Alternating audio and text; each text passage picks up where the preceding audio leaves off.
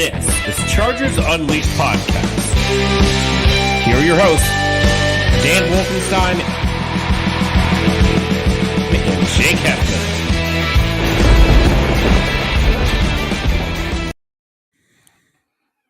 Welcome to another edition of Chargers Unleashed. Jake Hefner and Dan Big Papa, freshly made father, Daddy's Home Wolkenstein, here with you from the LA Football Network.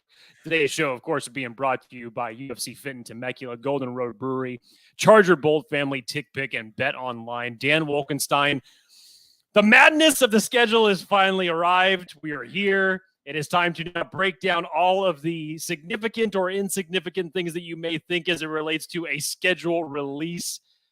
All 17 games just released this afternoon. We're going to break it down week by week. But before we get started, let me just be one of the first people, well, not one of the first, but because obviously it happened just a couple of days ago. But for those of you who don't know, Mr. Dan Wolkenstein himself just became a new father just a few short days ago. So Dan Wolkenstein, congratulations. How are you, sir? Thank you. I am good, man. I'm a little tired. I'm not going to lie. But no, honestly, I am so good. I'm so blessed. Wife and baby girl are doing great.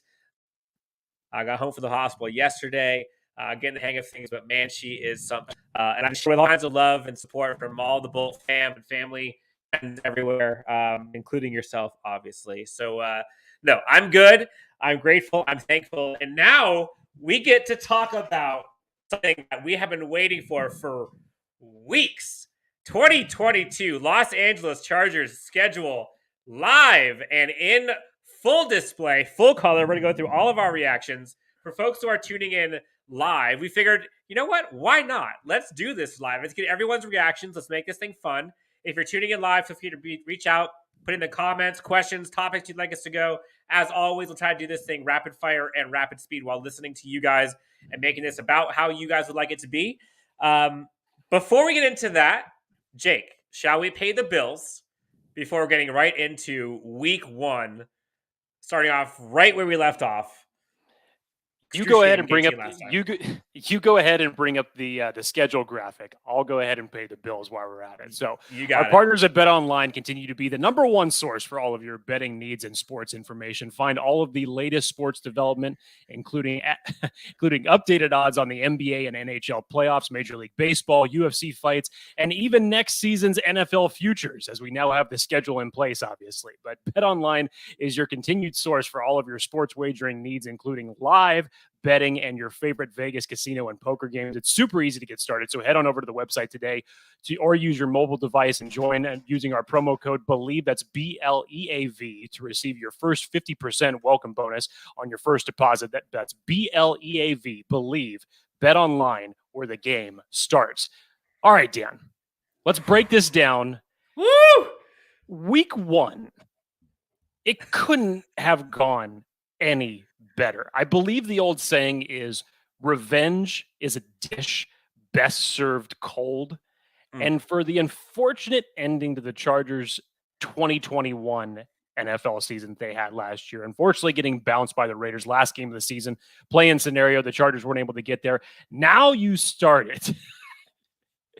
Bring it right back, baby. Bring it right back and get some of that sweet revenge tea that you've been almost essentially waiting nearly half a year for to kick off September. Love this week one game. Week one, Chargers going up against the Raiders at home, picking up right where we left off. That game is going to be crazy. I love that it's week one. I think Chargers fans are going to show up in droves at this one. I was at the home game against the Raiders last year. Chargers won, I believe it was 28-14. And that game was absolutely electric. Khalil Mack gets to go up against his former team. Chargers get to go up against the Raiders, which, you know, that's always a rivalry. J.C. Jackson is now in town. We've got offensive line improvements. But going up against the Raiders, back-to-back weeks, Raiders, then we'll get into week two against the Chiefs, Primetime, which, Jake, you and I may actually be at in Arrowhead, which would be pretty wild. Going up against Derek Carr, who just made a ton of money. That's going to be a fun game. It's going to be an important game to kind of start this thing off, right? I can't believe it's week 1. And that's going to be something I think most Chargers fans are going to be hyped about. If you have not gotten your tickets already, I don't know what you're doing because these tickets are going like hotcakes. I don't think many are left available.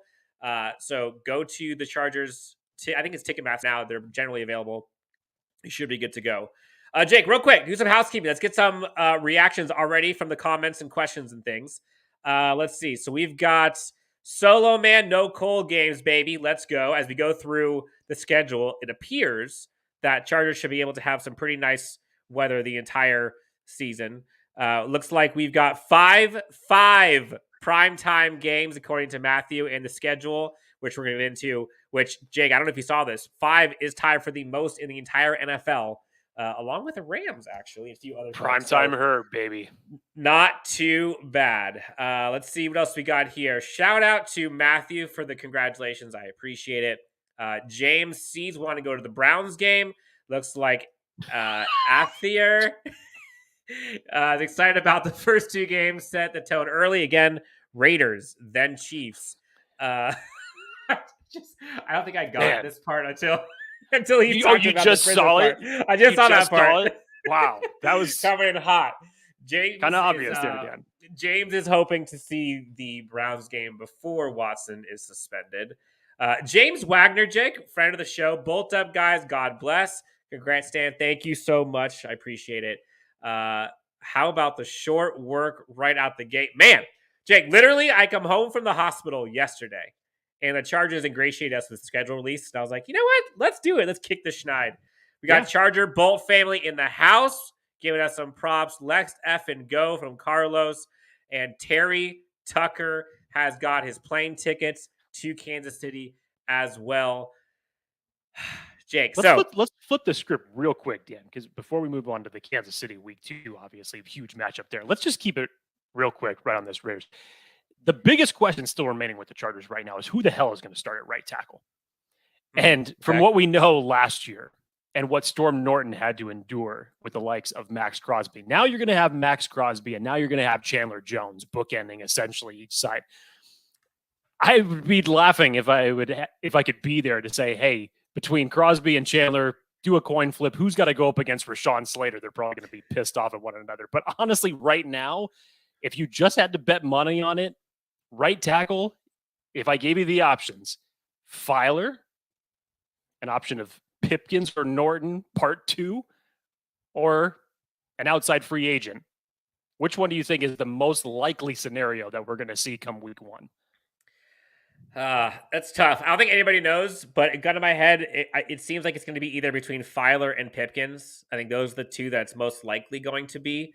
I think if you go Pipkins, it gives you the most consistency on the left side all the way across. Now you can argue because you have Johnson, because you have Filer, and because you have Sawyer. Like, in theory, all 3 of those guys could start and be quality starting players.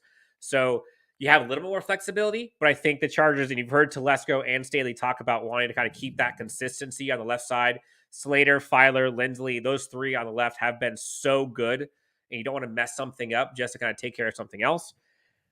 And if Trey Pipkins can play the way that he played in short spurts last season, I know there were some things that the team did to help him, but if he's able to be that improved guy that Duke Manyweather has said he's become, imagine what that brings to this team, where you don't have a weakness on offensive line. And then, 2 years ago, we didn't have a strength on the offensive line. Like, there wasn't a single position that we were like, oh boy, I'm so excited.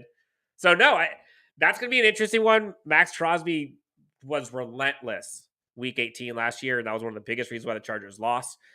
And that game is going to be kind of a redemption game for, I think, a lot of the folks on this Chargers defense, Jake. We talked about, like, last year, how often the Chargers got just gashed by the run or by passing short down. And here we are, Chargers get J.C. Jackson, Khalil Mack, Sebastian Joseph Day. Like, they went beefy in the middle. And this is going to be the first test right out the gate I think it's a redemption game for the Chargers. Are we going to go into like predictions? Do you want to talk about that? No. It's way too early for that. I can't do that. Okay. You know me. I hate doing predictions, so I'm definitely not doing it today. But bring the graphic back up. Let's go into week 2. All right, real quick. While I bring up the graphic, read Joe's comments. Friend of the show, Joe Fernandez. What's going on, Joe? Okay, Jake didn't want to read it, so I'll read it. Family trust. Oh, sorry. I didn't know you wanted me to. I was actually reading it. I didn't know you wanted me to read it out loud. Sorry. Looking forward to everyone coming to Vegas. Hope to see everyone when I get to make it over to SoFi. Bolt the F up, Bolt fam. So Joe lives in Vegas. Joe is there. I believe Joe is there for week 18 against the Raiders last year. And yes, hopefully, Joe, you can make it out to a game. If you can, give us a shout. We will definitely invite you to the tailgates that we're going to be doing for LAFB.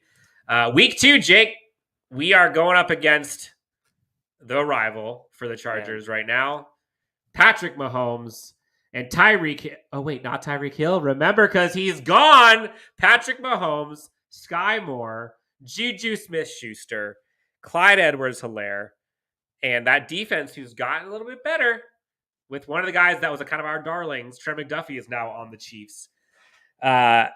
We may actually be there in Arrowhead, prime time. Jake, do you think that week 1 or week 2 is going to be more intense for Chargers fans? Man, this is just a good example of the NFL taking notes, because it's been talked about ever since free agency has gone out of the way. The AFC West as a whole in a division is going to be by far, by leaps and bounds, by a fucking mile, really, about being the best, most competitive division in the NFL. And they wasted no time with the Chargers schedules and giving them 2 divisional opponents right out of the gate. I mean, it's just like, hey, here you go, buddy. I mean, last year the Chargers didn't have to deal with that early. We had to wait a little while until we got any divisional opponents, and then there was a little bit of a break, and then more of it was on the second half of the schedule that we really saw it. But starting off with the Raiders, then going to Kansas City, going in their house, week 2, prime time again. Thursday, or what is that? That's Thursday night game. Yeah. So that is going to be intense. Any Chargers Chiefs matchup usually is. It comes down to the wire. The matchups that you're going to see, how different is this Kansas City's offense truly going to look without Tyreek Hill? They've tried to supplant him as best as they can with Juju Smith-Schuster, with going out and getting Valdez-Scantling at wide receiver. Dan, as you mentioned, bringing in Sky Moore. What is the offense truly going to look like now that they do not have Tyreek Hill anymore? But you can't forget 87, Mr. Travis Kelce. You can't forget him, because he's always known to do some damage against the Chargers. So I think this will be the game, Dan, where everything that we've heard about this defense and all of the investments that the Chargers have put in through free agency, especially against the defensive line, but probably more so for what the Chargers have just done in most recent weeks, really load up on the depth and invest in the draft and their secondary. Dan, you mentioned J.C. Jackson just a couple of minutes ago. Obviously, he's going to be a big part of this. How is Asante Samuel Jr. going to be retooled in this defense? Now you bring in J.T. Woods, who's an extra safety, who's basically, again, as we mentioned last week, was known in some circles as the best center fielder in this draft. And with that type of flexibility, you can now move Derwin James all over this field. And I'm actually really glad that we get this matchup so early, because this will be the one, especially if the Chargers come out with a victory in week 1. This will come out of the gates swinging if you can get a victory here on the road in Arrowhead to say, hey, we're not fucking around in this division no more. We're taking this division. No, it would be a huge statement by the Chargers. It's going to be wild, and I was I tried to be funny. It didn't really work out. I apologize if there are technical difficulties that people saw where my computer went crazy just now. The Chargers have been burned, and I want to see. Ken Mary talked about it. Tyreek Hill has been the one that has killed the Chargers for years. And yes, Travis Kelce also has, and he talked about him. But if there's one guy, in my opinion, that I was more afraid of than anyone else on the entire Chiefs team, it was Tyreek Hill. And yes, they got Sky Moore. And yes, they have Juju Smith-Schuster. And yes, they still have Travis Kelce. But in my opinion, none of those guys are the threat that Tyreek Hill has been for us. So in my opinion, the Chiefs aren't as good on offense as they were before. Chargers go 2-0 against the Chiefs and Raiders weeks 1 and 2. Like, the league will be on notice. And look, I like us. J.C. Jackson, Asante Samuel Jr., Bryce Callahan, Kyle Van Noy, Derwin James, Joey Bosa, like on and on and on and on and on. The fact that like Mike Davis is now like CB4 is crazy to me. But that's the world we're living in right now. So, Jake, let's just say the Chargers go 2-0. Again, we're not doing predictions right now, but let's just in the fantasy world, Chargers 2-0. Week 3 coming up. Who are we playing and who do you think we're beating? Well, Jacksonville Jaguars, I mean, we should just pencil this in as a win. You can make whatever prediction you want on this particular game. There's no reason in hell that the Chargers should be losing this game against Jacksonville. But hey, we had that same sentiment against the Houston Texans last year, and look what happened in that circumstance. So, but look, there's nothing really much to say about this game as far as the enticing matchups goes. As far as who to be worried about with Jacksonville, Christian Kirk, their biggest free agent signing that they had. Don't think so. Not too worried about it. Again, go ahead and pencil it in as a win now because it should be. If it doesn't end up playing out that way, trust me, Dan and I will be here, especially me, pissed off to talk about it. But it seems after 2 divisional games out of weeks 1 and 2, you get a little bit of a break. Then you get Jacksonville. Then you get Houston, which is a game that I would love to hear Brandon Staley give a preseason speech about, given the way that they came out flat last year in that Houston game, which essentially was a huge reason of what ended up costing them the playoffs. I would love to hear the speech that he is going to give the team before they go out and play the Houston Texans. Can you imagine? To be a fly on the wall on that one? You know how pissed off that team was when they lost that? Ugh, that was so bad. So bad. Rex Burkhead actually owes his contract extension to the Chargers. He should be sending some type of payments or royalties to the Chargers defense for that because it essentially got him re-signed for the amount of rushing yards that he got last year. So we're on to week 3, guys, against the Jacksonville Jaguars. So question for those tuning in, what is the game or week that you are most interested in and most excited about? Which game, which week? Could be a primetime game, could be a home game, could be a rivalry game, you name it. You let us know in the comments. We'll go ahead and talk about that here in a bit. Looks like folks have already kind of started talking about some of the opponents, Jay. We talked about the Rams that are coming in. That Rams game later on, which I think it's week 17, I believe, that we go up against the Rams in primetime. That's going to be a wild one. So week 3, we got Jacksonville. And regardless of what they've done, I do think their team is going to be better than they were last year. They had a really good draft. They signed some guys. Again, nothing insane, but look, they're still the Jaguars, and they're still hoping to be above. They're still hoping to get to 500, let alone above 500. So with that, Jake, moving on to week 4, which give me the graphic.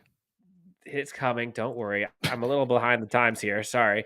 Man, week 4. There we go.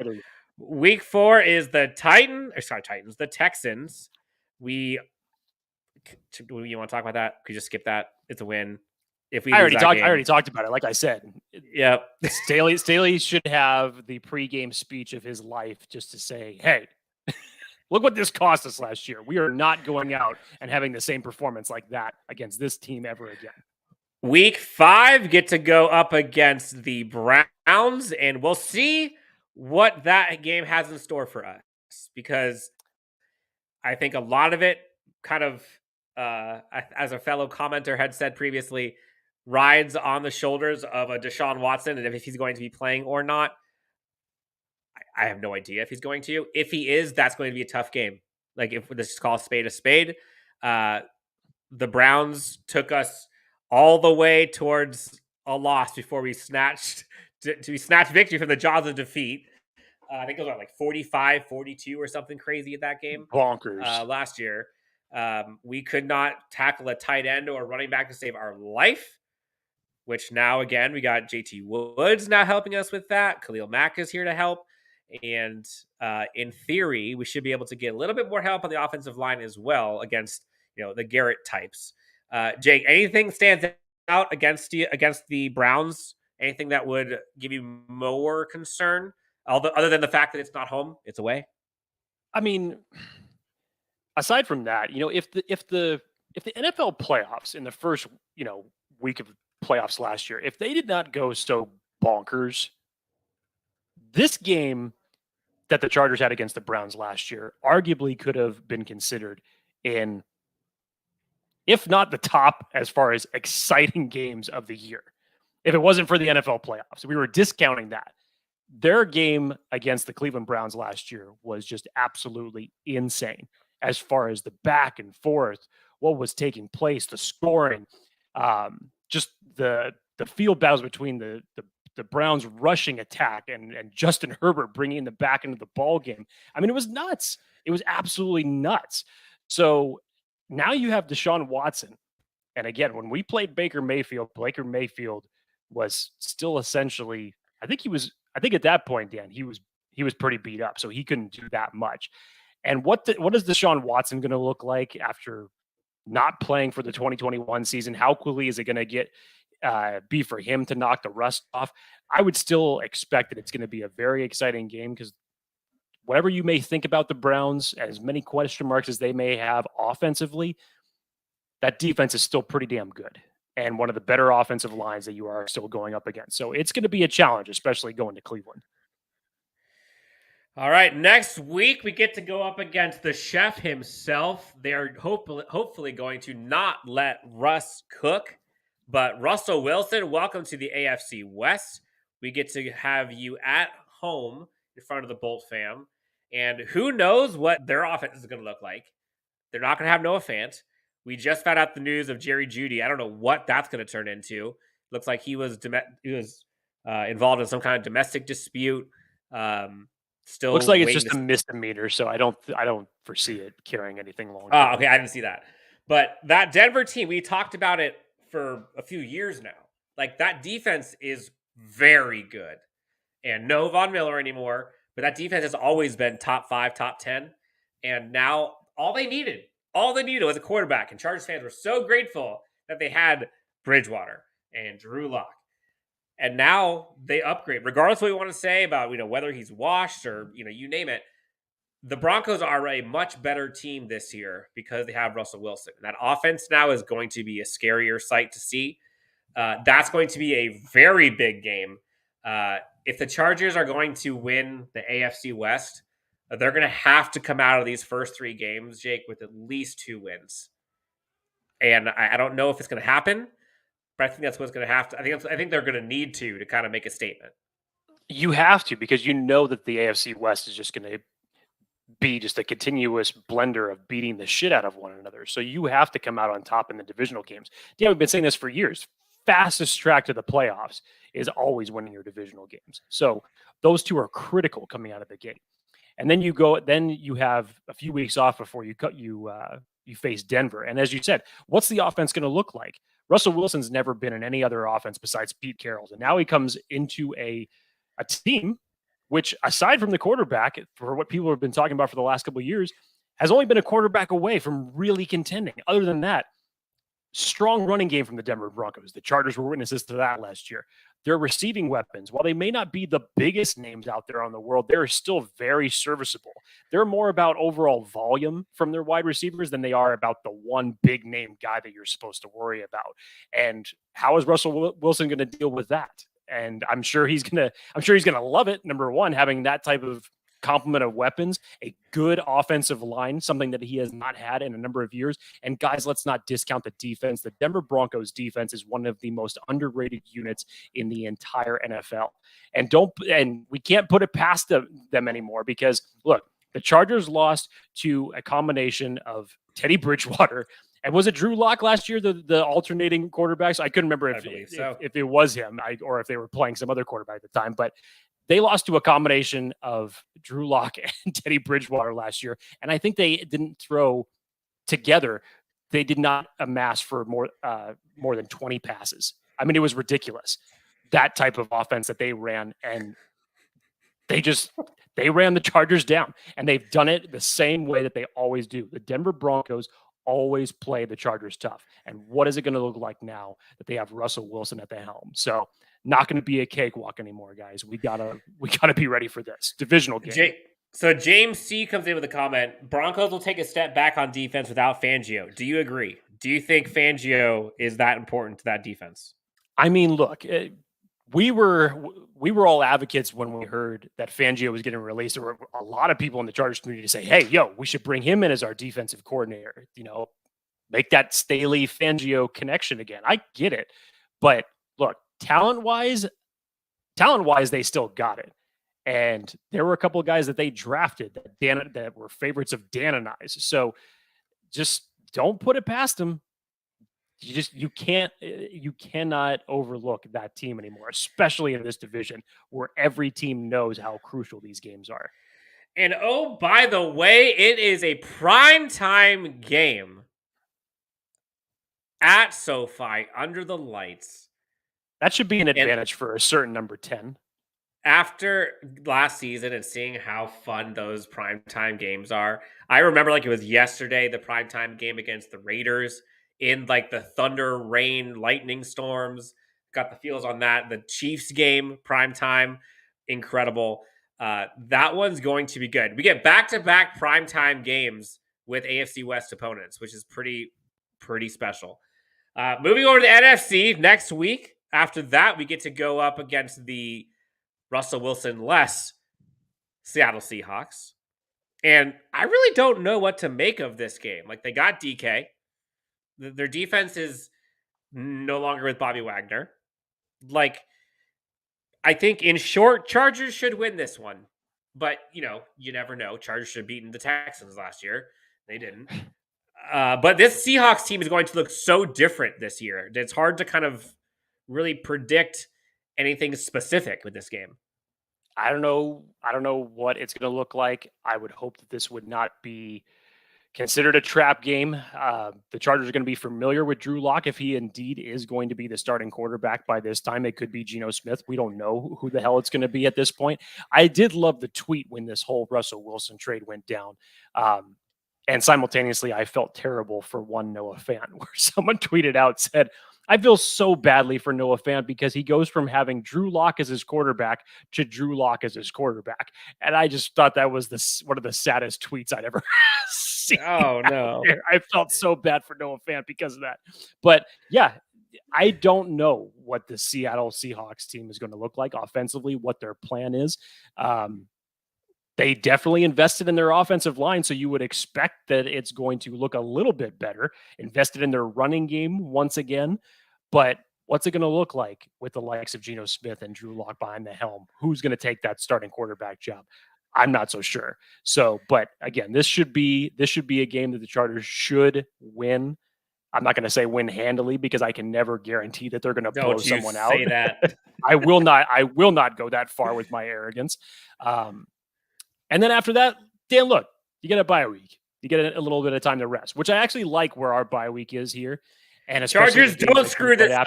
Do not screw this up. You're going up against the Seahawks before a bye. That is actually absolutely a trap game, Jake. I didn't mean to interrupt you, but please. No, it's fine. That's why I mentioned it, because of the fact that it was a bye week. And then even look who you have beyond the bye week with the Atlanta Falcons. That's another game that with a team that is essentially, they go out and they get Drake London in the NFL draft because you need someone because your wide receivers are gone. All you had prior to this was Kyle Pitts. Is it going to be Marcus Mariota? Is it going to be a rookie quarterback that's going to be taking the helmet at this point in Atlanta? Who knows?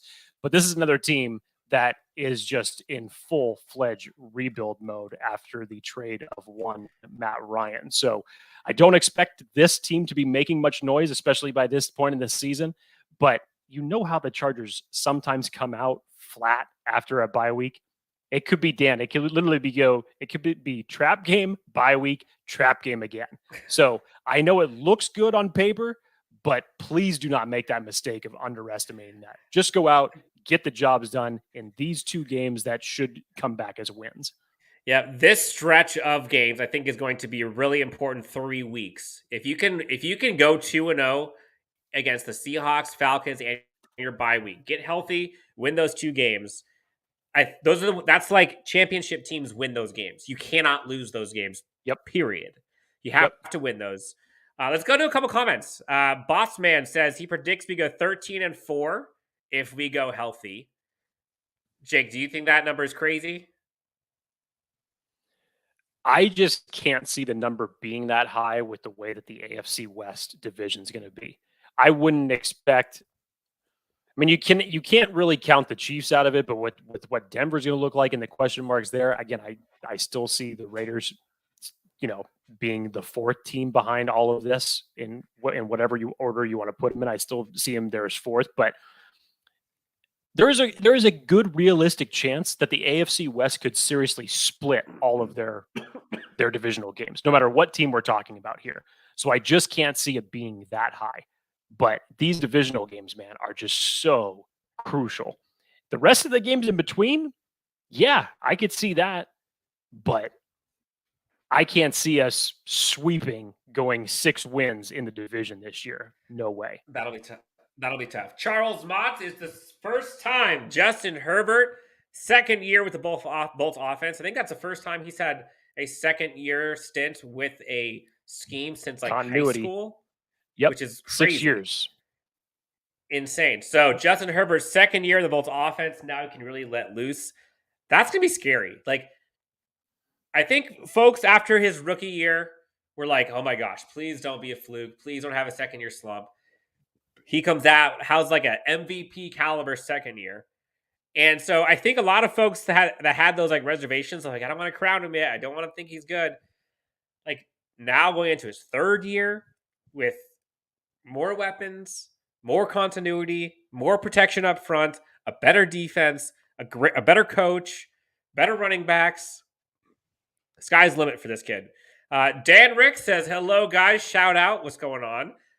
Then, Jake, I think afterwards, we have another primetime game in the Bay Area going up against the San Francisco 49ers in Santa Clara. Going to be a tough game.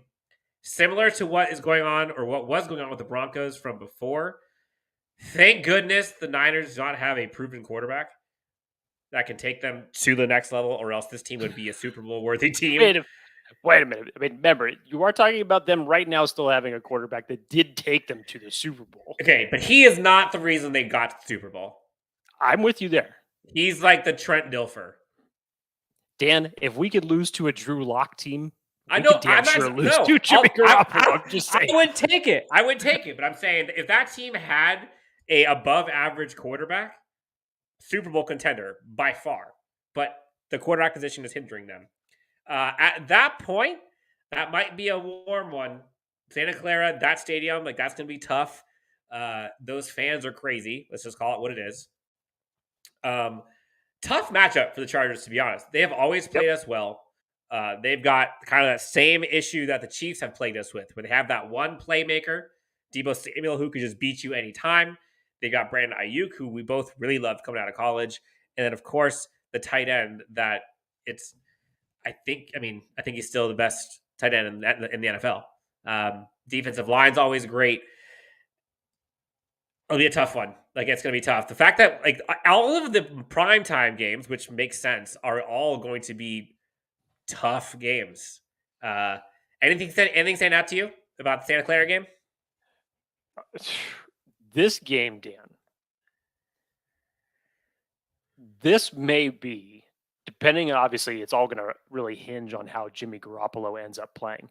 But you talk about two offensive units that could really go blow for blow with one another with the amount of talent that they have. And then even on the flip side, from a defensive standpoint, especially with what San Francisco has been able to generate along their front seven. Bosa brothers get to be in the same game together, obviously not going against one another, but they get to be present in this one. But San Francisco's always had a tough front seven. And as the weapons that you were mentioning, Dan, again, you're talking about Deebo Samuel, you're talking about George Kittle, you're talking about Brandon Ayuk. Dan, you're even late in the year last year, Jawan Jennings started making plays for them. So all of a sudden, like as you said, they have a plethora of weapons that they can attack with. And let's not forget they still have a pretty damn good running game. So this could be one of those games, Dan, that if there is no defense, that if defense doesn't exist in this game for both teams, it could be a shootout. This one could have fireworks written all over it, all depending, of course, on how Jimmy Garoppolo ends up coming out of the gates on this one.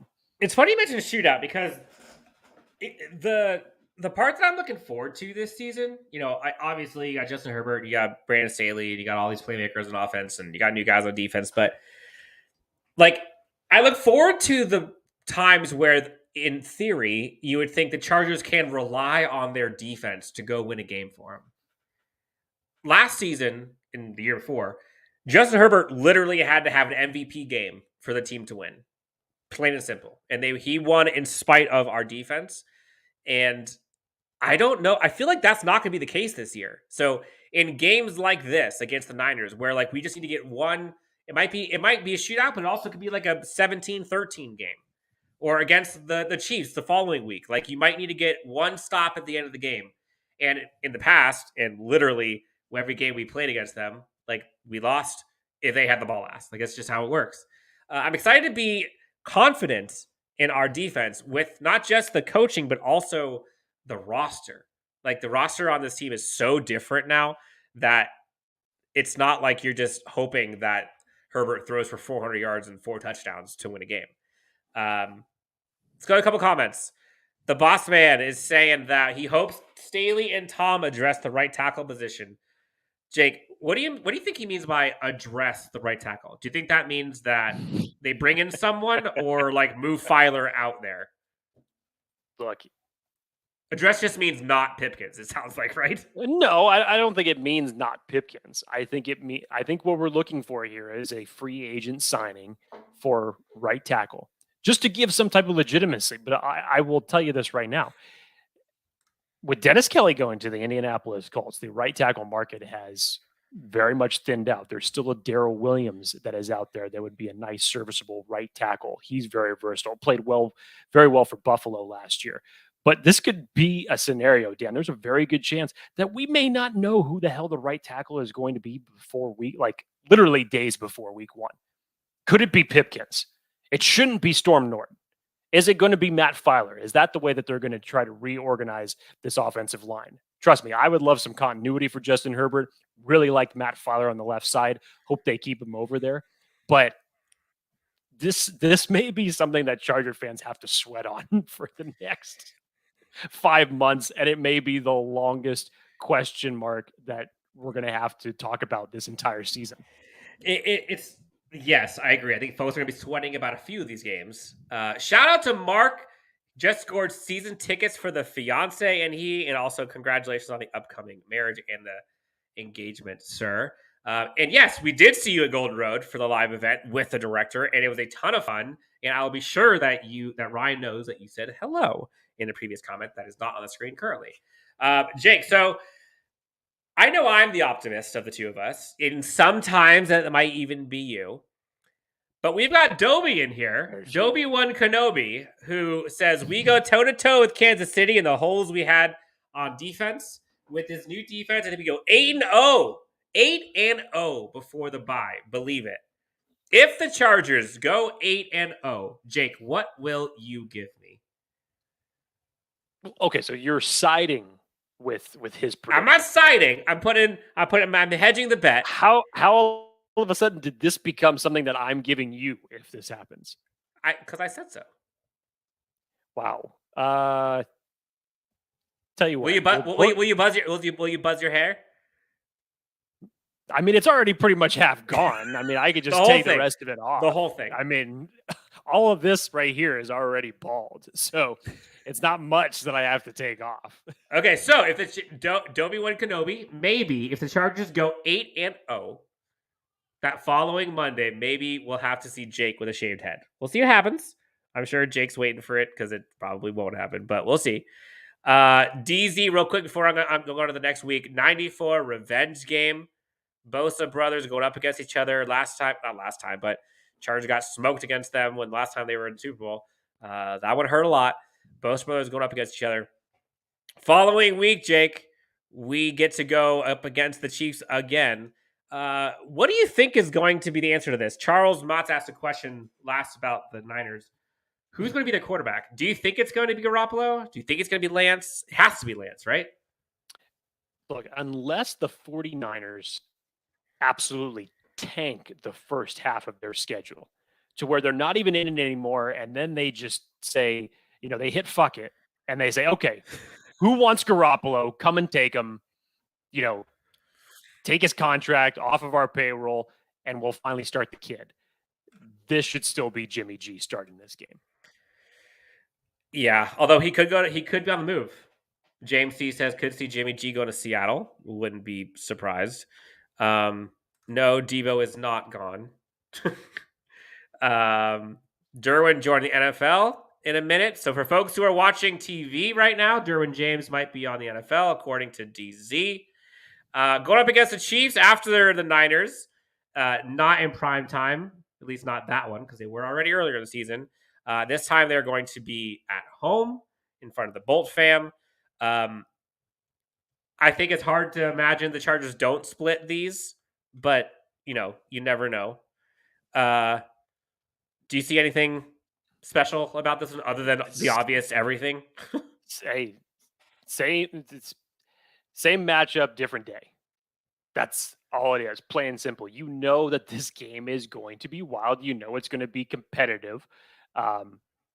Just look at what it was like last year and the matchups before that. Justin Herbert's first game. It's just every game with Kansas City since then, with the exception of the game that Patrick Mahomes sat out, has just been electric. And especially in this division where it's so critical, you know that this is going to has fireworks written all over it. It's going to be a back and forth slugfest. Both teams are going to get their wins, both offensively and defensively. And who's going to have the ball last, especially is really the phrase that should be used here.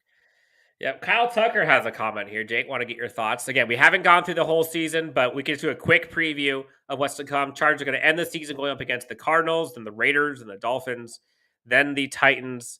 Then we've got primetime game against the Colts and against the Rams, followed by a Week 18 game against the Broncos. Kyle Tucker has a comment. Says the biggest con for the schedule, it's really backloaded, so you really have to be clicking in the second half of the season. Biggest pro.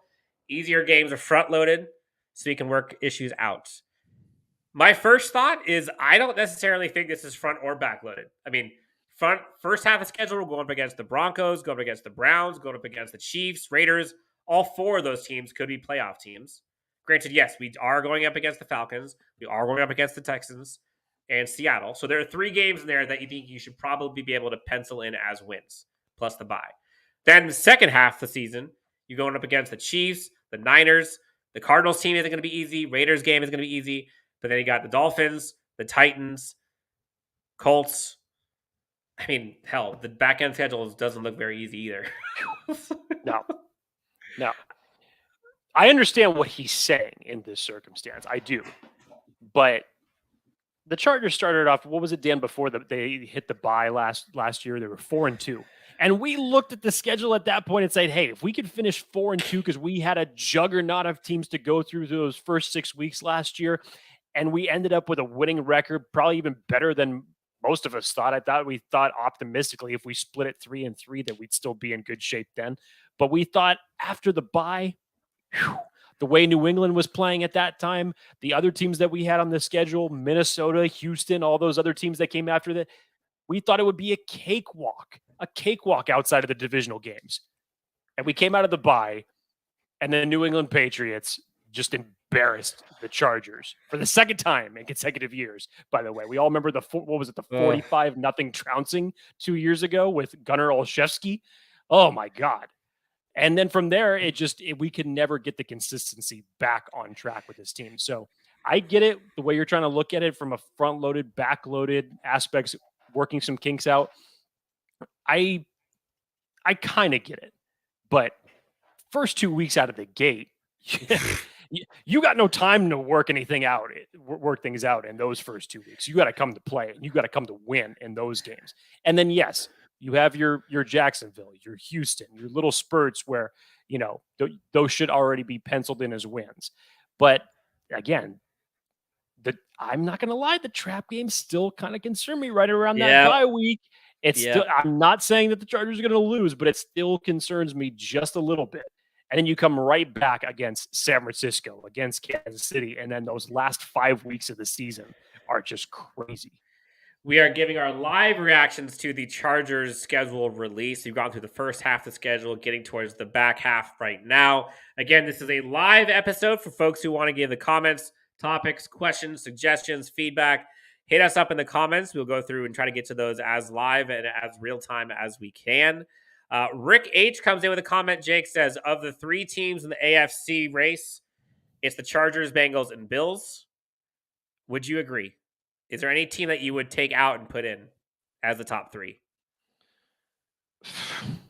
I mean, as the top 3, I mean, you can't discount Kansas City in this. I mean, I get it. There's so many cases for AFC teams to be in the top 3. But regardless of whether or not they're in the Chargers division, to me, you just can't have a conversation without them. And yes, it stems from not just Patrick Mahomes, but it stems from coaching. And that's where the Chiefs are going to have a huge advantage. Let's not forget, before the days of Patrick Mahomes, the Chiefs were still winning games with Alex Smith.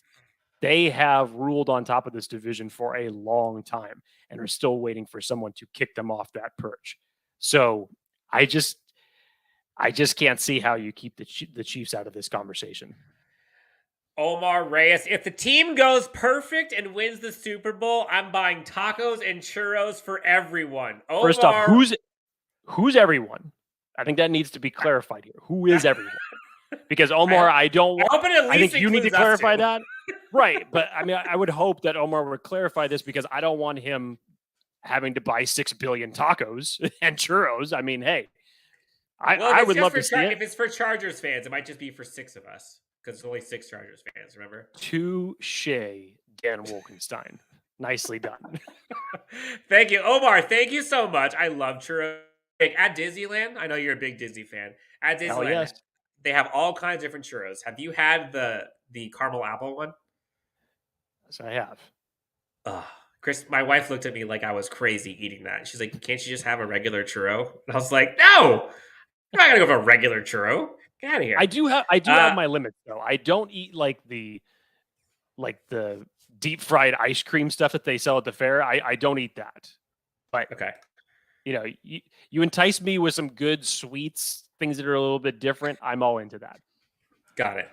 James C is hoping that he meets everyone in the live stream. But DZ has another topic. Churros at the border hit different. I can vouch for this. I went and visited some family in Mexico right before the pandemic started, and for the first time got border churros made fresh right in front of me, and they changed my life. So DZ, you're not wrong. All right, Jake, going up against the Cardinals after the Chiefs, back-to-back weeks. That's going to be a fun one. Kyler Murray scares the shit out of every team he plays up against, kind of like Mighty Mouse. I have no idea what's going to happen with that team. Wide receiving core. Their defense is good. I mean, honestly, I'm intrigued by that game, because I do think there's going to be a ton of Chargers fans going to Arizona for that game. I would put money on it. For initial takes, thoughts going up against Cardinals. I mean, if this offense is healthy by the time that the Chargers play him, you still have D-Hop to contend with. Now, obviously, you have Hollywood Brown, who the Arizona Cardinals traded away a first-round pick in order to acquire from the Baltimore Ravens. I still am shocked by that. What are they going to look like? Are they going? Is Kyler Murray going to be able to take that next step? They started hot last year and then just fell off. It felt like it just took an epic collapse. So it defensively, I think is going to be is where their weakness truly lies. I think that defense can definitely be picked apart by a good solid offense, the way that the Chargers are stacked up with one. But it's an intriguing game, man. Quarterback matchups. Kyler Murray, say what you will about him. When he's healthy and when he's on, he's on. And you cannot forget about one D-Hop. You cannot forget about him. But what's this offense going to look like with Hollywood Brown in the mix? Is it really going to change that much? Is Kyler Murray going to be able to take that next step? what is it that they're truly going for here offensively to put as many weapons as they can around Kyler Murray in order to get him to succeed. I think they've done that. But now is he going to be able to take that next step against good opposing quarterback competition? Terry Tucker, friend of the show. I think I actually met up with Terry while we were in Cincinnati for the Bengals game where the Chargers beat the defending Super Bowl visiting Bengals. Terry, friend of the show, how are you? She's thinking about going to the Cardinals game in Arizona. I think I saw a few threads talking about people wanting to kind of get a great showing up for that game in Scottsdale. So don't be surprised. DZ comes in. Thankfully, we don't have to play in London.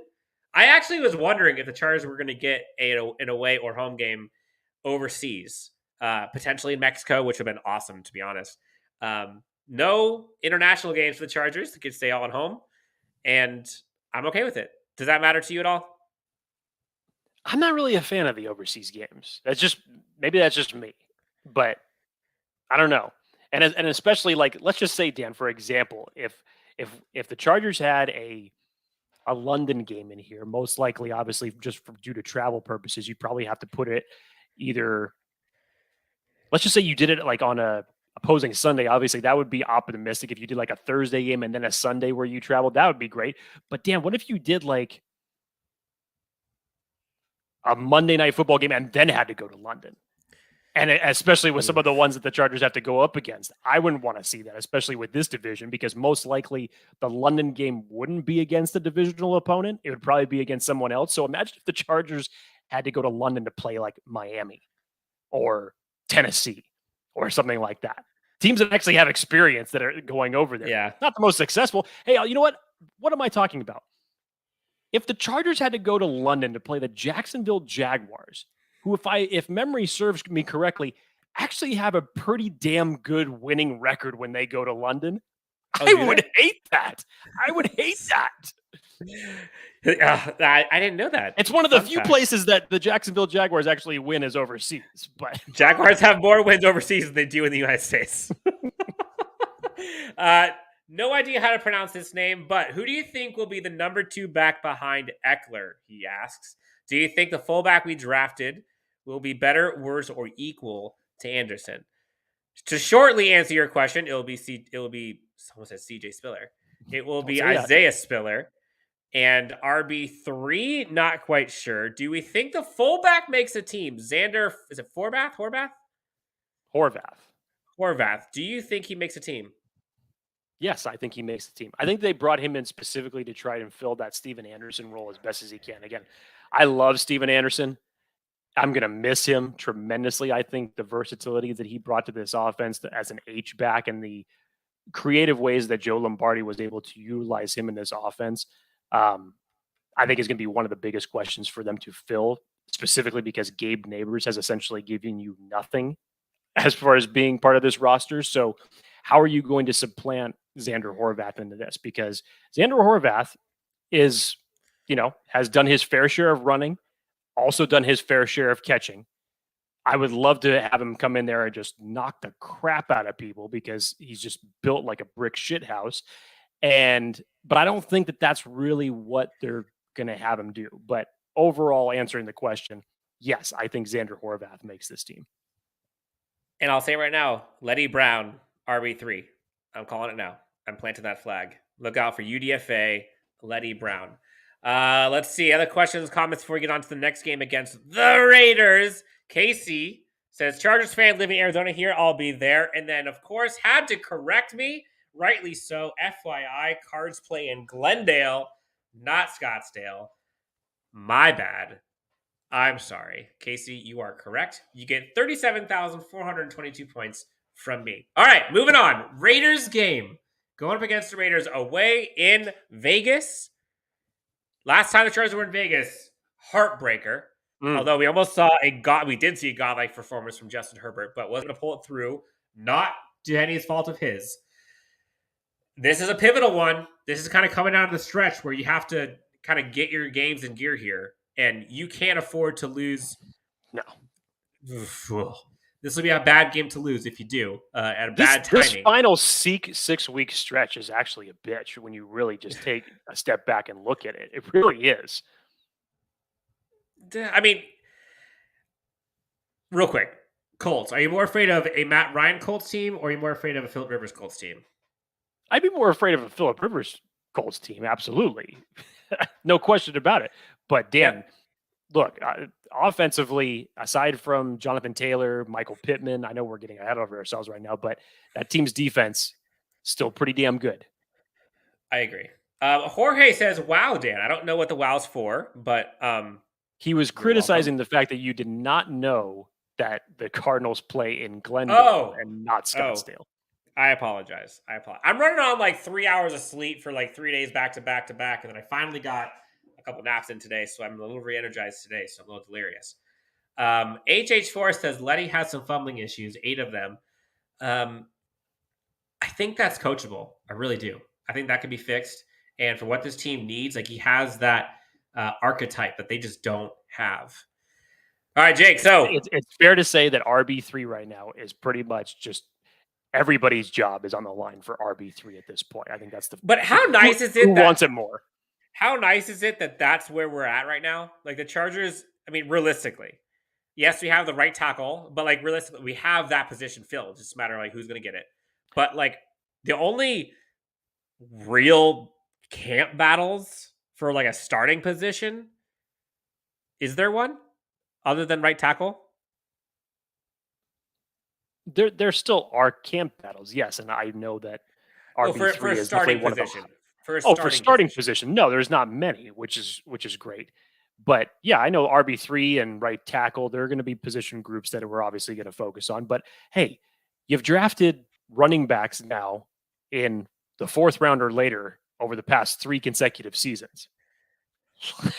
let's get something fixed in that department, please. Somebody step up.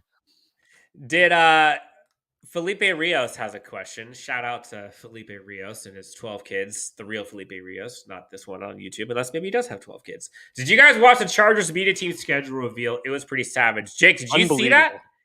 Unbelievable. I retweeted it and said, like, if the Chargers social media team is not getting the amount of notoriety it deserves, I basically just said, just give them the award right now. Like, don't even wait until the awards that you normally give out for this. Just give it to them now because they are just so spot on. They are so clever in their work and they deserve a hell of a lot more notoriety than they have been getting. I think And they not to say that just they've been won. getting a lack of notoriety, but whatever notoriety they're getting, they deserve more of it. I think it was a Weeby, I forget what it is, but they just won like a pretty prestigious like web award for social media presence, going up against some stiff competition. So like they're good. Then give them the one for next year. Then perfect. I don't care what it is. Great. HH4 says I wouldn't want to play us. Let's go. HH4. I believe HH4 was a very pessimistic fan last year talking about these Chargers teams. I could be wrong. But if my memory serves me right, he was very down on this team, and that's some very choice words for almost everyone. So for him to say, I wouldn't want to play us, I'll take it. All right, Miami Dolphins. This is a juicy one. I'm excited for this. Chargers get to go up against Tua, Tyreek Hill, and the Miami Dolphins at home. And I think we can say that Chargers fans and Dolphins fans just like don't get along. Like there's a lot of saltiness going on, and I really do think that they're deep down. There's a lot of Dolphins fans who are still kind of in their feelings, and you know, it kind of reminds. Okay, remember when you're a kid, Jake, and you're waiting for Christmas morning, and there's gifts under the present, there's gifts under the tree. And like you're hoping for like the I don't know at the time like PlayStation 3, and you go to open up the gifts and you're so excited. And all of a sudden it's like a Game Boy. Hey, dude, don't knock Game Boys, man. I love Game Boy. Okay, it's the PlayStation 1. I still have the OG Nintendo in my closet, and it still is functional. Yes, I was playing the original Top Gun game on it just a couple of weeks ago. So don't knock it, but I get the point that you're making. I think honestly, I think Dolphins fans are still kind of in their feelings about not having Herbert. They had the chance to get him. Chargers fans got lucky; they didn't take him, and the rest is history. Jake, real quick, comments in the questions, comments. You guys tell us Favorite video game growing up as a kid? Jake, what was yours? I mean, again, we're talking about the days of Nintendo and Super Nintendo. Again, the Top Gun game was great. The Teenage Mutant Ninja Turtles game was great. Double Dragon was fantastic. Narc. I could go on for days as it relates to F-Zero for Super Nintendo. Loved that game was the F-Zero. shit. Yep. What was the game? What was the game at arcades with the horse and like the horse in your not horse, the cowboys, and you're riding the horse on like going up against like trains and. I remember what you're talking about, but I can't remember the name of it. But yeah, I played that in the arcades a couple times. Love that at round table. We'll do a show all dedicated to the early days of Nintendo. Hydro Thunder was also one of my favorites. Loved that game. NFL Street, someone came in here. Blitz, loved that one. Blitz was awesome. Zelda, absolutely. Perfect Dark on N64. We got a whole bunch of Super Smash Bros. Yeah. Yes. All right, Jake. So now going up against Tua. By the way, did you guys see the video? Everybody saw it.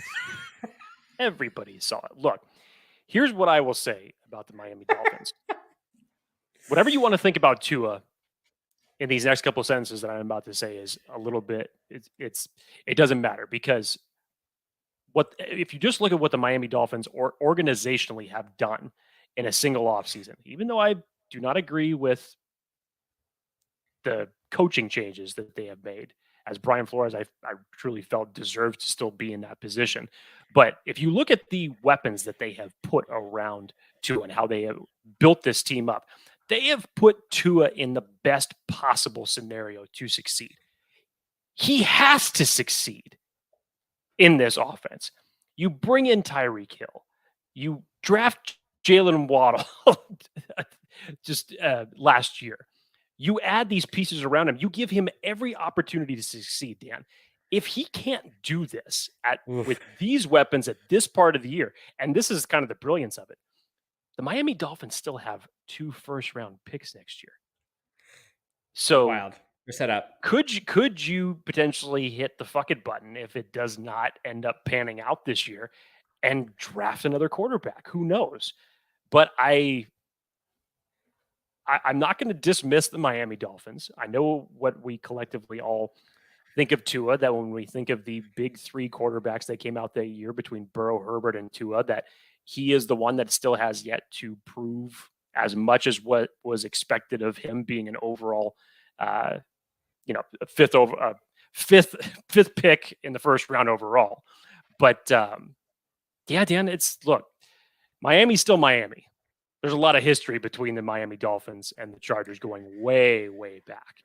So don't knock it, man. They're gunning for playoff contention, and they have to against the Patriots and the Bills. They have to do it. So I'm sure at this point in the season, they're going to be just as hungry as we are. Yep. Shout out Oregon Trail DZ. I agree. OG. Great job, Ben. Good call. Oregon Trail. Love that game on the colorful Max back in the day. All right, so next, Chargers go to, they're at home, against the Tennessee Titans, who just recently traded away A.J. Brown. They got Treylon Burks. Tennessee fans, I think, are still in their feelings about that. Going to be a good team. It's hard for you to expect them to be as good without A.J. Brown, plain and simple. I think it's going to be a big game. That's probably one of the tougher games of this entire season. Anytime you're going up against a running back like Derrick Henry, thank you, Khalil Mack. Huge opportunity to kind of show a statement type game here. Then following that, Jake, you get to go up against the Indianapolis Colts. Prime time again. Monday Night Football in Lucas Oil Stadium. This will be the 4th primetime game the Chargers have this season. Of all the primetime games, I think this is probably the least sexy of them. But I'm still looking forward to it. Any takeaways, key things you want to talk about in this one? In Indy, where are they going to be at this point in the year? Truly, I mean, how much is Matt Ryan going to push the needle forward for them? Should it be an upgrade over Carson Wentz? Yes. Do I think that they're going to do all that they can to take the load off Matt Ryan with Jonathan Taylor in that offense? Yes, I do. who's going to step up to be the next guy opposite of Michael Pittman in this offense? There's a lot of question marks offensively. Defensively, though, I still think that the Indianapolis Colts have a very, very good unit. So you are going to have to be worried about that.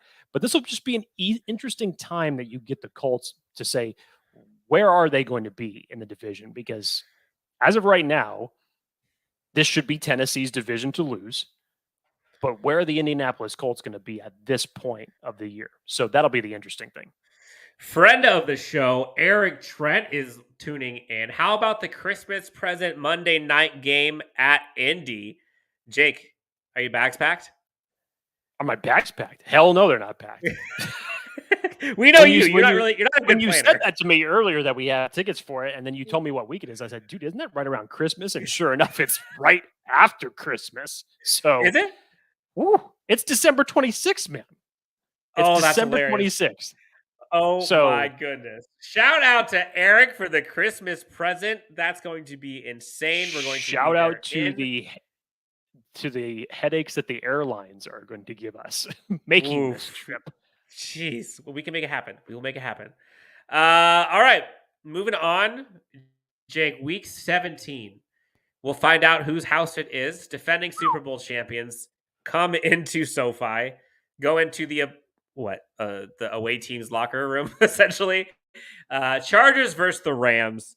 Primetime game. Back-to-back primetime games, which you got to love that. You hope that has playoff implications galore. You can't see it not, to be honest. I think there's going to be a ton of eyes on that game. Aaron Donald always scares the bejeebus out of me. Not Matt Ryan. Wow, I'm totally blanking on his name. Matthew Stafford. I know there it is, Matthew Stafford. Woo! Matthew Stafford proved that he is that dude. We'll see if they keep Odell. I'm not sure. But that team's good, man. It's hard to argue against them, even though they don't have a first-round, second-round pick for like 4 years. It's going to be a good game. Do you see that one being one that we win? I know we're not doing predictions, but like first thoughts, do you see us winning that one? It's going to be tough, Ben. If you wanted to give me like a percentage of winning this game, right now I'll put it at literally 50-50. I'm really sure. And the one matchup that I know you didn't talk about that, Dan, because you were just highlighting what it is that the Chargers have to go up against. But how about Sean McVay going up against Brandon Staley?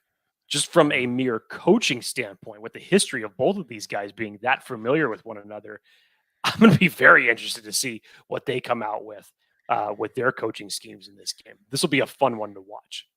Moondog says, what a cupcake schedule. They should have 13 wins easily. Moondog, I don't know what kind of moon pies you're eating, but to call this a cupcake schedule. I love the optimism in the chat right now. I wish I had this type of optimism. Moondog, you're that the Chargers. But damn. I mean, again, I hope you're right, is all I'm going to say. If you've got them winning 13 easily, that means that we're kicking the shit out of the AFC West. And if that's the case, then I hope that it happens as you do, sir. Felipe Rios comes in. I'm going to love our Battle LA games with the Rams. I hope we get it every year. I concur.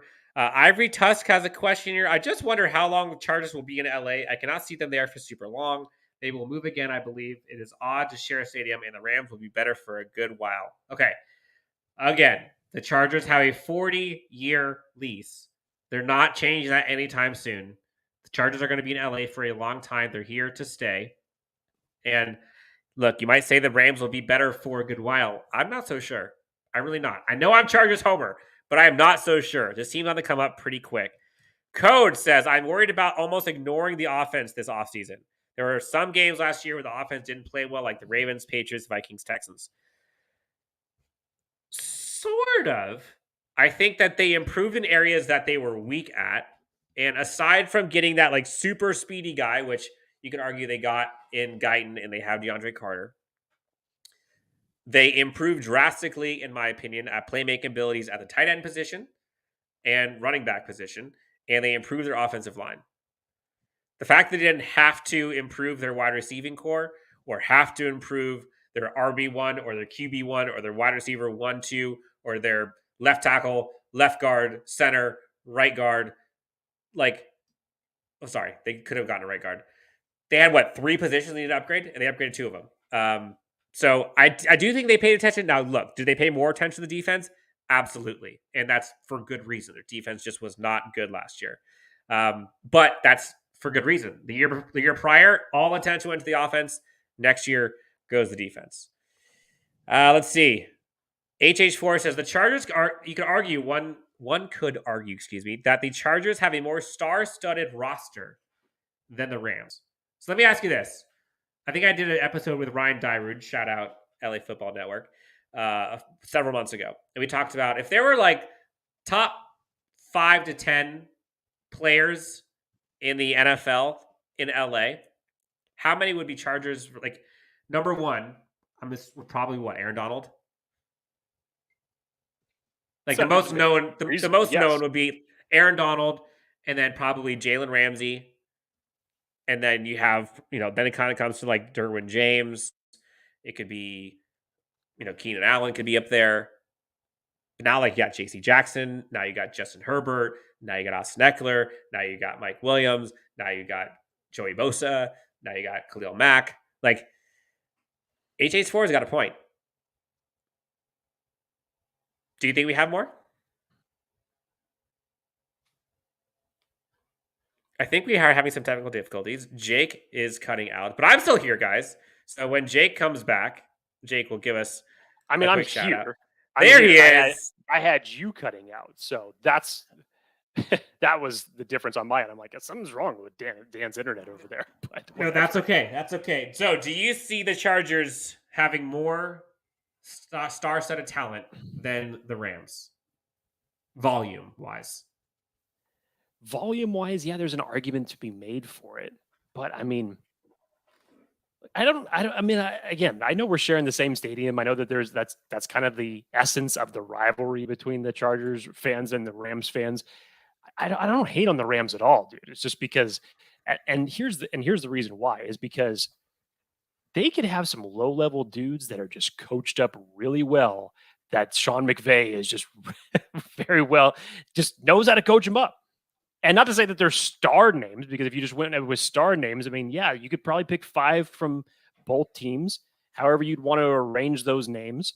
And it would be an interesting list. That's for sure. But you still have to have both quarterbacks in there. You still have to have Keenan Allen, Mike Williams. There's still a few names in there, spots in there to fill that out. I'd probably say you could give Austin Eckler in there for the star power that he brings. But yeah, that would be an interesting one for sure. All right. Final game of the regular season. Chargers, which this could honestly be like the battle for the AFC West at this point. We have no idea what the Broncos are going to be this year, other than probably better than last year. Week 18, going up against the Denver Broncos away. AFC West rivalry. Chargers get to play in Mile High. Always a crazy game going up against the Broncos, regardless of who's at quarterback. That's, again, I think it's going to be 4 straight tough games to end the season. Titans, Colts, Rams, and Broncos. All 4 of those are going to be tough. Now that we've gone through it, the end of the season looks like a gauntlet. It does. That's what I'm saying. That week from the Raiders on December 4th to the end of the season, that's going to be just gnarly, man. And it's not just from the standpoint of, look, maybe it's nice from a standpoint of looking at it to say you only have 2 divisional games in that 6-week span. But Raiders, Miami, who's going to be gunning for playoff contention. Same with the Titans. Same with the Colts, maybe. The Rams obviously will. And then finishing that up with Denver, who always plays you tough. And now they have a legitimate quarterback to come in with. Whew. Dan, we had the 6-game gauntlet at the beginning of the season last year, and now we get the 6-game gauntlet at the end of the season this year. So it's not a cakewalk by any means. I'll just say that much. It's going to be a very, very competitive division. Again, right now, I would say optimistically that the Chargers should go, I would say go 4-2 in the division, really. If you sweep the Raiders and you split with the Chiefs and the Broncos, you could finish up 4-2. And that would be good. That would be good. Take it. Not the best, obviously, but those divisional games for this season and this division are just absolutely going to be huge. Yeah, he would take it. And realistically, I think I think every AFC West team is like hoping for 3-3. Like, I think that's just how good AFC West is. You got to pencil something in. That's probably what most of them would be doing. DZ comes in. I hope you're resting starters for week 18, which could end up becoming, I agree, essentially a free game for the Broncos, which is nice. Jerry West. I don't think it's the Jerry West. Free Broncos win. So, Jake, we're not going to give our official answers to this. We're going to do this. We're going to go rapid fire. Okay, rapid fire. We'll ask you. I'll ask this too. I'll answer this again. First reaction, first thoughts before we get out of here, and go ahead and answer us in the comments. In the comments, let us know how many wins do you see the Chargers getting this season? How many wins do the Chargers get this season? Again, one extra game played this season, just like last season. All right, Jake, we're going to go rapid fire. Ready? One word answers, yes or no. Or win or loss. Excuse me. Those were 2 words. Raiders, week 1. Should be a win. Chiefs, week 2. I'll say it 50-50. Okay. Jaguars, week 3. Win. Texans, week 4. Again, the pregame speech that I would love to hear the most by Brandon Staley. Win. Let's see. Browns, week 5. 50-50. Game 5. 50-50. What's it going to look like with Deshaun Watson at the helm? All right, so that's 3 wins. All right, well, I'm going to say your 50-50 wins are losses, just to make it easy. Cool. Broncos. This one at home, I'll give it to the Chargers. Okay. Seahawks. Win. Bye week. Falcons. Should be a win. Both of those games scare the crap out of me. Niners. 50-50. Depends on how Jimmy Z is playing, but yeah, I'll give it 50-50 right now. Okay, Chiefs. This one's in our house. I'll say. Well, no, I gave them the. What did I say? The 50-50 on playing at Arrowhead because that's always tough. I'll give them. I'll have us taking this one at home. Cardinals. Winning. Raiders. And winning. This should make it 4-2 in the division if you split this way. Okay, Dolphins. This is where it gets fun. See, I'm not going to go 50-50. What if I go 70-30? Yeah, because obviously I'm not going to give it to Tua. All right, we're up to 10. We're up to 10. All right, Titans. Titans, just for losing AJ Brown, replacing it with Treylon Burks. I like the fact that they brought in Kyle Phillips in their draft as well, but it's just funny. Like, they don't have that much as it relates offensively as far as the weapons that could beat you, but defensively they do, and they're a team that could just simply smash the crap out of you. You're banged up, ice packs all day. So I like the fact that this one's at home, but I'm going to actually chalk this one up as a loss. Okay. Colts. I'll say we'll win that one. Rams. I hate to do it, but I'm going to take that one as a loss. Okay. Broncos. I know I gave it to them the first one, and I know I was saying I would split with Denver.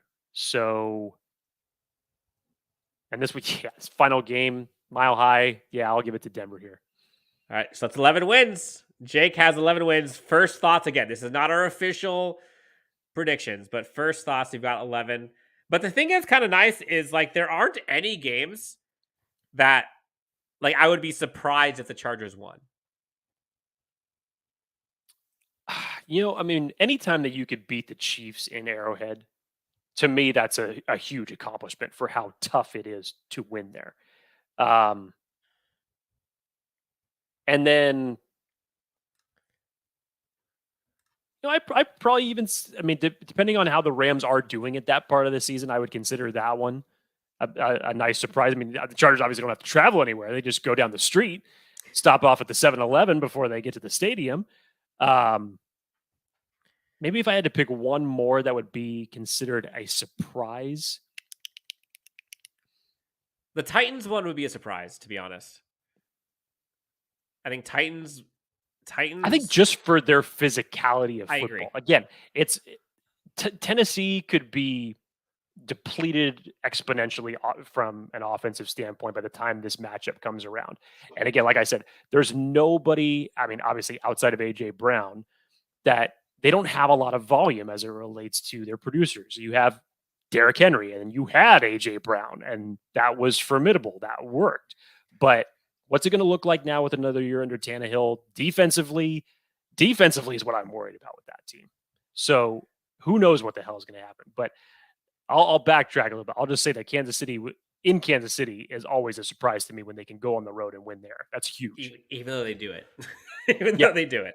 It looks like, Jake, we have someone in the comment section here, Dolphins fans, wondering, Joshua Murphy, thanks for showing up, tuning in.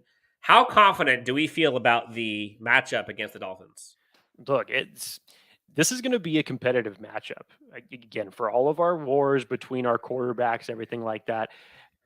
Josh, if you weren't listening earlier, I said that the Miami Dolphins organization have put Tua in the best possible position to succeed with all the weapons that they have put around him, reinvesting in the offensive line. Literally, this is the best situation that he's been in since his days at Alabama. He has to produce in this type of scenario. And the Miami Dolphins and the Chargers technically have just had a long storied history between one another in some of these big time games. And this is going to be a huge game for both teams defensively here. So does it bother me a little bit? Yeah, you got some familiarity over there with Tyreek Hill. He definitely knows how to attack this defense. But what's Tua going to look like at this part of the season? Can he make that next jump that everybody's been waiting to see? I personally would love to see it because I want to see the quarterback battle between these two. And let's just see what happens. Yep. Yeah, it's going to be wild. That one's honestly, that's one of the games I am looking forward to. That Dolphins game is going to be fun, and I know there's going to be some animosity in the stands.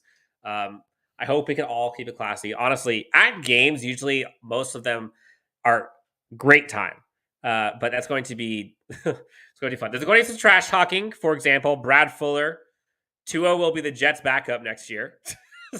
I don't think that, but it could possibly be the case. I'll admit. Joshua Murphy says, I'll admit to being jealous of you guys having Herbert, but I'm a huge Tua fan. Great kid. See, that is respect. Diplomatic comment toward the quarterback. That totally is respect. All right with that. Yes. And honestly, there are millions of Chargers fans, if they're not lying, will tell you that they were really excited, myself included, at the possibility of having Tua. So, yes, revisionist history is a hell of a thing. Yes, hindsight's 2020. But I agree. I like Tua. I think he's a great kid. I honestly think he's going to be better than what people are talking about. So respect Joshua Murphy. Thank you so much. We do love our quarterback as well.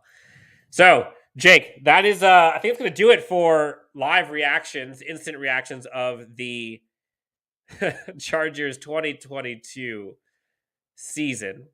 Jake thinks, first off, that we're going to have 11 wins. But again, we're not going to officially say that yet. That's just my first reactions. We want to thank everyone for coming in. It's been a fun time, been very busy for us. You're going to be seeing some pretty miraculous and fun releases, some news, some interviews, some collaborations, some giveaways, all happening here in the next few weeks.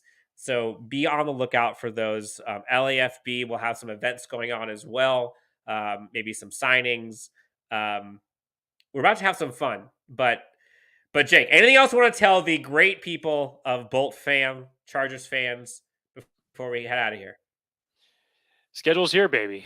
Now let's just get on. We got rookie minicamp that starts tomorrow, Dan. Let's not forget about that one. So, hey, something to look forward to other than the schedule all of a sudden. But we're gonna, as Dan mentioned, we're gonna have a tremendous next couple of weeks with the guests that we're going to have on the show. We're going to be doing some great collaborations with some other Chargers groups.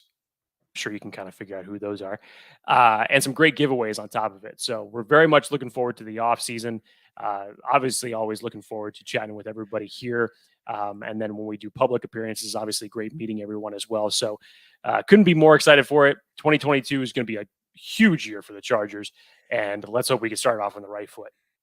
For Jake Hefner, his backwards hat and his 2/3 shaved head, you can find him at Jake T. Hefner on Twitter. Myself, you can find at Chargers Homer. Again, LAC_Unleashed is where you can find us on Twitter. If you have not already subscribed or hit that like button on YouTube, please do us a favor and hit that button. Give us all the comments, reviews on Apple Podcasts as well. Thank you guys so much for tuning in. Shout out to Chargers fans. Shout out to the NFL folks. Shout out to the Chargers social team for that anime epicness. And we will talk to you guys soon on the next Chargers Unleashed.